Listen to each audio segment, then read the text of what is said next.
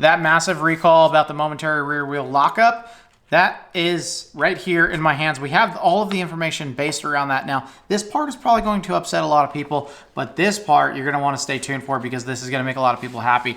It is two parts to it. So I'm just gonna start off with the recall. Now, it is N242454440 momentary rear wheel lockup. Now, this is a phased launch, which means that they're not going to release all of the VIN numbers to get done all at one time because they're just basically not going to be able to get done.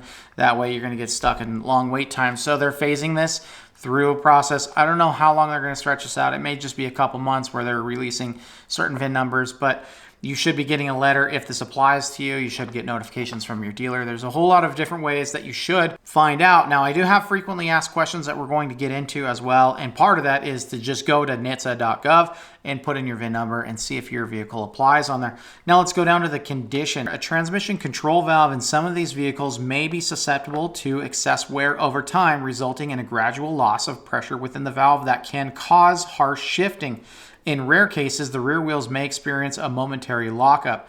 If the rear wheels lock up momentarily while driving, there is increased risk of a crash. So just think about driving and you're going to go make a turn and all of a sudden the rear wheels lock up. It's just going to be for a split second based off of the way that they're describing. But just think of it like the e-brake being pulled on a vehicle. You're going to slide. So that is a huge safety risk right there. So I'm glad that they're getting this taken care of. However, the recall isn't really taking care of the issue. And that's where I'm saying that this is probably going to upset a lot of people. But like I said, stay tuned for the second part of it because that's where a lot of the good details really come into. So now the correction. This is, I'm sorry to tell you this, but dealers will install new transmission control module software that will monitor valve performance and detect excess wear approximately 10,000 miles before a wheel lockup condition could occur. Once detected, the transmission will be limited to fifth gear, preventing the possibility of a wheel lockup condition, which occurs in a downshift from eighth gear. A service engine light and reduced propulsion message will also display in the instrument panel. So the recall is effectively just reprogramming the TCM.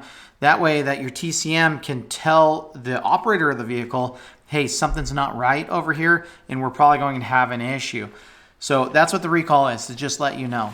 And I know that's what a lot of people were ranting and raving about. They weren't happy about that because that's how it read before when this recall first came out, but we didn't have specific details. So like I said, I understand the frustration on there, but this is a good thing because this tells you that you have an issue before you have an issue. So it says on here roughly 10,000 miles before the issue actually occurs. So it starts to just notice that, hey, something's not right here.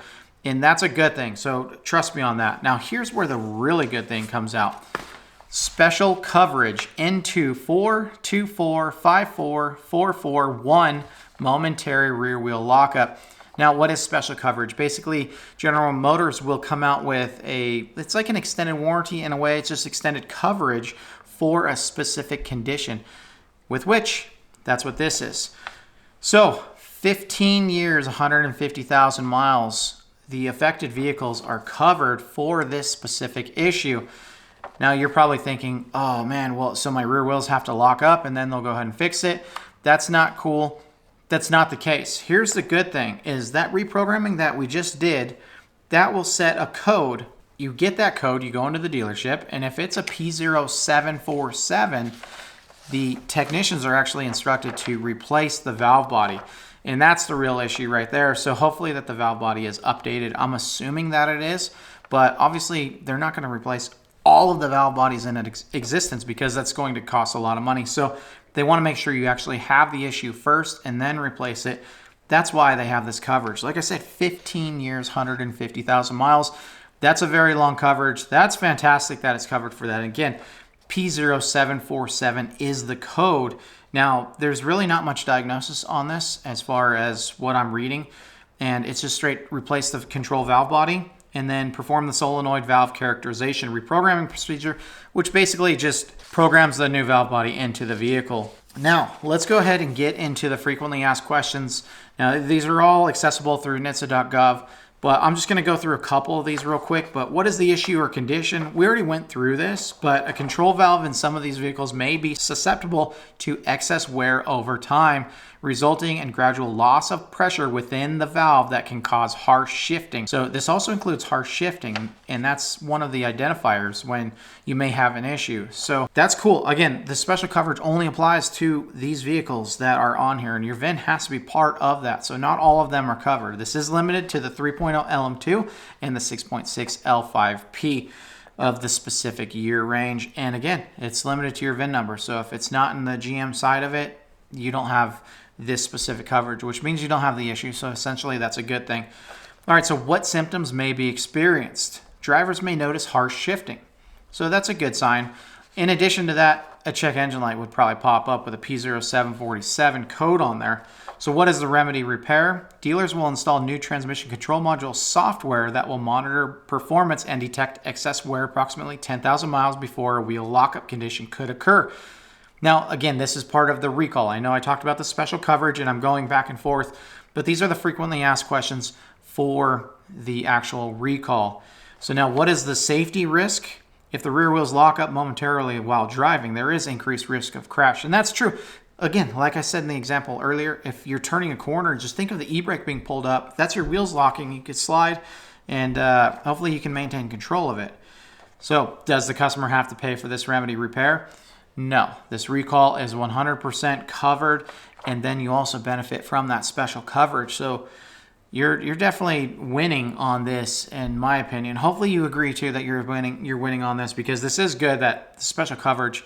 I mean, 15 years, 150,000 miles, that's a long time. Is the remedy repair available now? Yes. So again, this is the reprogram. This is a phased launch, so you may get a letter in the mail. Your dealer may notify you. I know on mine, I get text messages from my dealership whenever there's a new recall or anything like that.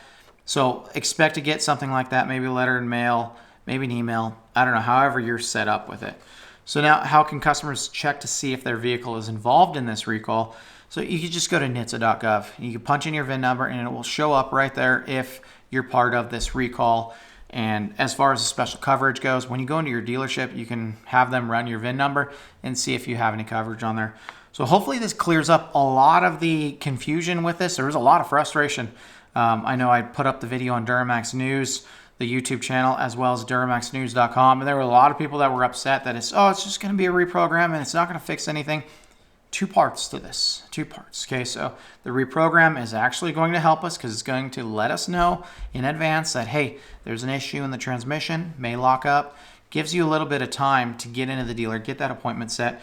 And the good thing is 15-year, 150,000 mile coverage on this valve body, so you really can't beat that. I think this is a good thing right here, but let me know what you think about this. Till next time, see ya.